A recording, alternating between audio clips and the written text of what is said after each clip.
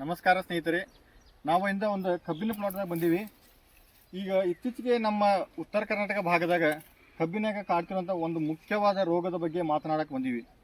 ಅದೇನಪ್ಪ ಅಂದ್ರೆ sugar cane ಸ್ಮಟ್ ಅಥವಾ ಕಬ್ಬಿನ ಕಾಡಿಗೆ ರೋಗ. ಅದು ಯಾಕೆ ಬರ್ತೈತಪ್ಪ ಅಂತಂದು ತಿಳ್ಕೊಳ್ಳೋದಾತಂದ್ರೆ ಅದು ಮುಖ್ಯವಾಗಿ ಉಸ್ಟಿಲ್ಯಾಗೋ ಸ್ಕಿಟಮೇನಿಯಾ ಅನ್ನೋ ಒಂದು ಫಂಗಸ್ಸಿಂದ ಬರುತ್ತೆ. ಅದು ಮುಖ್ಯವಾಗಿ ಕುಳೆ ಕಬ್ಬಿನಾಗ ಜಾಸ್ತಿ ಬರುತ್ತೆ. 70% ಅದು ಬರೋದು ಕುಳೆ ಕಬ್ಬಿನಾಗ ಬರುತ್ತೆ ಮತ್ತು ಜನವರಿಯಿಂದ ಮೇ ಅವಧಿಯಲ್ಲೇ ಬರುತ್ತೆ.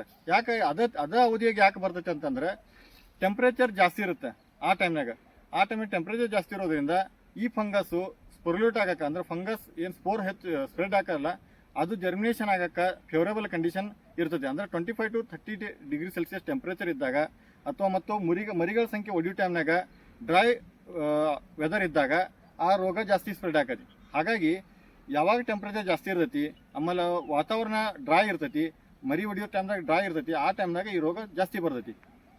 ಅದು ಹೆಂಗೆ ಕಾಣ್ತೈತಿ, ಅದರ ರೋಗ ಲಕ್ಷಣಗಳನ್ನ ನೋಡೋಣ ಬರ್ರಿ. ಈ ರೋಗದ ಲಕ್ಷಣ ಮೊದಲಿಗೆ ನೋಡೋದಾಯ್ತಂದ್ರೆ ಇದಕ್ಕೇನಿದು ಸುಳಿ, ಇದು ಏನು ವೈಟ್ ಕಲರ್ ಸಿಲ್ವರ್ ಕಲರ್ ಆಗಿರುತ್ತಲ್ಲ, ಇದು ಬಾರ್ಕೋಲ್ ಟೈಪ್ ಆಗಿರುತ್ತೆ. ಇದಕ್ಕೆ ವಿಪ್ ಸ್ಮಟ್ ಅಂತ ಕರೀತಾರೆ, ಅಥವಾ ಕನ್ನಡದಲ್ಲಿ ಬಾರ್ಕೋಲ್ ಆಕಾರಾಗಿ ಇದು ಬಂದಿರುತ್ತೆ. ಇದು ಎಷ್ಟು ಇರುತ್ತಪ್ಪ ಅಂದರೆ ಒಂದು 25 ಸೆಂಟಿಮೀಟರಿಂದ ಹಿಡಿದು ಇದು ಹೆಚ್ಚಾನೆಚ್ಚು 125 ಸೆಂಟಿಮೀಟರ್ವರೆಗೂ ಇದು ಎತ್ತರ ಹೋಗಿರುತ್ತೆ. ಇದೇನಾಗತ್ತಪ್ಪ, ಇದು ರೋಗ ಬಂದದ್ದ ಸಸಿಗಳ ಗಣಿಕೆಗಳ ನಡುವಿನ ಅಂತರ ಕಡಿಮೆ ಆಗಿರುತ್ತೆ. ಕಾಣ್ತಿರ್ಬೋದು ವಿಡಿಯೋದಾಗ. ಮೊದಲಿಗೆ ಈ ಸುಳಿ ಈ ಸಿಲ್ವರ್ ಕಲರ್ ಬಿಳಿದಾಗುತ್ತೆ. ಆಮೇಲೆ ಕಾಲಕ್ರಮೇಣ ಈ ಸ್ಪೋರ್ಸ್ ಏನಿರ್ತಾವಲ್ಲ, ಇದ್ರೊಳಗೆ ಸ್ಪೋರ್ಸ್ ಇರ್ತಾವ, ಅವು ಒಡೆದು ಏನಾಗತ್ತೆ ಅಂದ್ರೆ ಕರಿ ಕಲರ್, ಬೂದಿ ಕಲರ್ ಈ ಟೈಪ್ ಇದನ್ನಾಗುತ್ತೆ. ಇದೆಲ್ಲ ಕೈಗೆಲ್ಲ ಹಿಟ್ಟು ಹತ್ತುತ್ತೆ, ಆ ಟೈಪ್ ಕರಿ ಕಲರ್ ಆಗುತ್ತೆ. ಇದು ಏನಾಗುತ್ತೆ, ಈ ರೋಗ ಅಡಿಗೆ ರೋಗ ಅಥವಾ ಇದೇನು ವಿಪ್ ಸ್ಮಟ್ ಅಂತ ಕರಿತೀವಲ್ಲ, ಅದು ಬಿದ್ದಂಥ ರೋಗದ ಸುಳಿ ಕಟ್ಟಾಗಿ ಆ ಕಬ್ಬು ನೋಡ್ಬೋದು ಎಷ್ಟು ಮರಿ ಹೊಡೆದೈತೆ ಅಂತೇಳಿ. ಈ ಕಬ್ಬಿಗೆ ನೋಡ್ರಿ ಸೈಡ್ ಹೆಂಗೆ ಗದಿ ಮರಿ ಹೊಡೆದೈತಿ. ಆಮೇಲೆ ಇದೇನಾಗೈತಿ ನೋಡ್ರಿ, ನಾವು ಕೈ ಕಾಣ್ಬೋದು, ಎಲ್ಲ ಕೈಗೆಲ್ಲ ಕರಗ ಇದೆಲ್ಲ ಪೌಡರ್ ಬೀಳತೈತಿ. ಇದೇನಾಗೈತಿ ಮುಂದೆ ಅಂತಂದ್ರೆ ಗಾಳಿಯ ಮುಖಾಂತರ ಒಂದು ಗಿಡದಿಂದ ಈ ಚಲೋ ಇರತಕ್ಕಂಥ ಗಿಡಕ್ಕೂ ಸ್ಪ್ರೆಡ್ ಆಗುತ್ತೆ. ಮತ್ತು ಇದೇನು ಪೌಡರ್ ಇರ್ತಲ್ಲ, ಇದು ನೆಲಕ್ಕೆ ಬಿದ್ದು ನೀರು ಹಾಸು ಮುಂದೆ ಇನ್ನು ಸಾಲ ನೀರು ಬಿಡ್ತೀವಿ, ಆ ನೀರು ಮುಖಾಂತರ ಬೇರೆ ಗಿಡಕ್ಕೂ ಹೋಗ್ಬೋದು. ಇದನ್ನು ಕಂಟ್ರೋಲ್ ಮಾಡೋಕ್ಕೆ ಏನು ಮಾಡಬೇಕಪ್ಪ, ಇದನ್ನು ಮುಖ್ಯವಾಗಿ ಇದೆಲ್ಲ ಕಂಡು ಬಂತಂದ್ರೆ, ಸ್ಟಾರ್ಟಿಂಗ್ ಕಂಡು ಬಂತಂದ್ರೆ ಇದನ್ನು ಕಟ್ ಮಾಡಿ ಬೇರೆ ಸಮೇತ ಇದನ್ನು ಕಿತ್ತೋಗೋದು, ಒಂದು ಗೋಣಿ ಚೀಲದ ಹಾಕಿ ಹೊಲದ ದಂಡೆ ಹೋಗೋದು ಬಿಡಬೇಕು.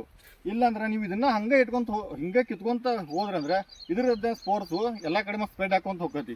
ನಾವ ಕೈಯಾರೆ ಇದನ್ನ ಸ್ಪ್ರೆಡ್ ಮಾಡ್ದಂಗೆ ಆಕೈತಿ.